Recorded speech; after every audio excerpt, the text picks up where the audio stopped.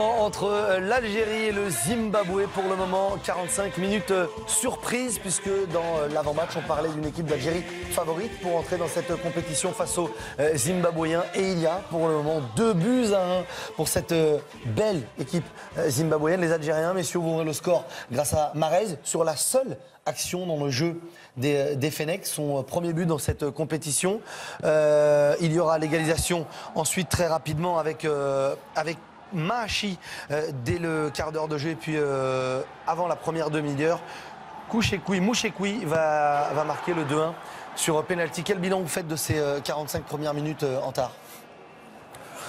En tant qu'habitué, on va dire, de suivre notre équipe nationale et les phases finales de Coupe d'Afrique, on a toujours du mal à rentrer dans la compétition. Mais c'est vrai que sur la première mi-temps, on est déçu. Je suis déçu aussi surtout dans l'investissement défensif et ce qui ne concerne pas que le comportement des 4 défenseurs. C'est vraiment ce qui est ressorti de ces 45 premières minutes, une équipe d'Algérie totalement coupée en deux, messieurs, avec 4 défenseurs qui essayent de défendre tant bien que mal, avec des erreurs certes, et avec d'autres joueurs plus haut sur le terrain qui ne font pas assez le travail apparemment.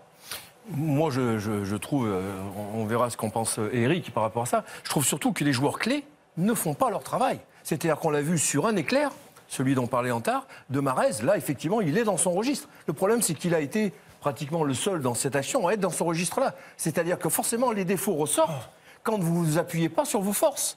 La force de l'Algérie, on l'a dit en présentation, Smaïl, tout à l'heure, du match, Eric, on en parlait même pendant le match, était de s'appuyer sur leurs forces. Et ils ne s'appuient pas sur leurs forces, qui est la qualité du jeu, la qualité technique, de tenir le ballon. Et après, quand vous avez ça, défendre, ça ne devient plus un problème si vous avez le ballon. Sauf que c'est pas ce qui se passe. Les 2 buts sont venus du côté droit de la défense algérienne avec Belkiter en grande difficulté. On va revoir l'égalisation zimbabwéenne avec Mahachi juste après le quart d'heure de jeu, Eric, et une défense algérienne totalement statique ou préoccupée par le ballon et pas par ceux qui bougent à côté. Ouais, une défense algérienne en difficulté. Alors ça paraît paradoxal parce que le plus dur, on aurait pu imaginer que c'était de marquer le premier but pour qu'ils se mettent dans une bonne dynamique. Et c'est vrai qu'après, on a l'impression qu'ils ont perdu un petit peu cette capacité à justement à jouer, à être collectif quand ils perdent le ballon, quand effectivement ils ne l'ont pas et que tout le monde un peu fasse les efforts pour le collectif. On sent que l'équipe est en grande difficulté sur la transition offensive-défensive,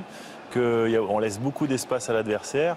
Ça se concrétise par les buts que l'on est en train de voir, mais aussi parce que la défense se retrouve un petit peu, et je pense aussi, sous Eric, pression. Il y a un déficit, on en parlait tout à l'heure avec Smaïl dans les loges, un déficit d'effort.